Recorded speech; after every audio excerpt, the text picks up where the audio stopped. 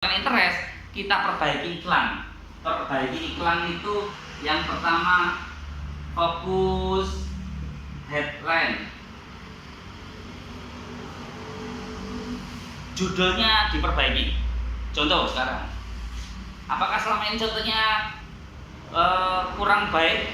Bisa jadi judul itu bagaimana orang tertarik itu pengen klik. Jadi fungsi headline adalah ketika berjalan di timeline akun Facebooknya seseorang, orang itu pengen ngeklik. Nah itu mempunyai tingkat ketertarikan yang tinggi ya.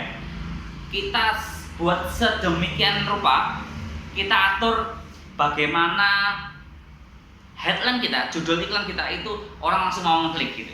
Contoh sekarang, rumah tipe 36 harganya 230. Contoh, jadi masalahnya kan 230 gitu ya.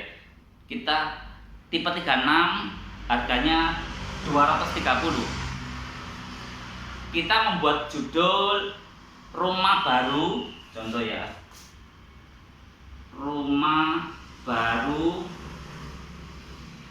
230 juta. Contohnya seperti itu. Ya biasa aja kan ya. Rumah baru tipe 36 230 juta. Ya sudah. Orang lihat, oh ya udah kayak gitu. Cuma informasi aja seolah-olah. Tapi kalau kita rubah iklannya, contoh judul iklannya seperti ini. Gambar iklannya sama, kemudian copywritingnya sama, kita rubah judulnya saja. Coba.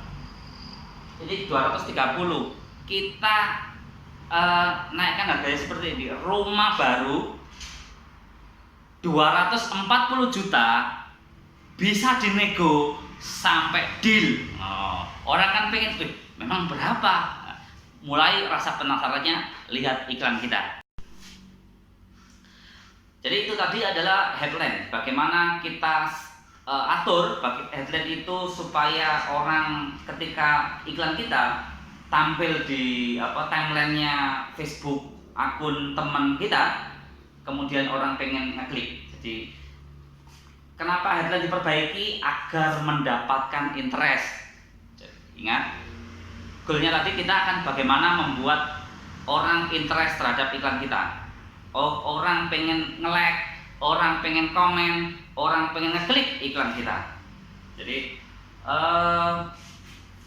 sudah itu ya, catat ya tadi bagaimana. Kemudian di samping itu kita juga gambar.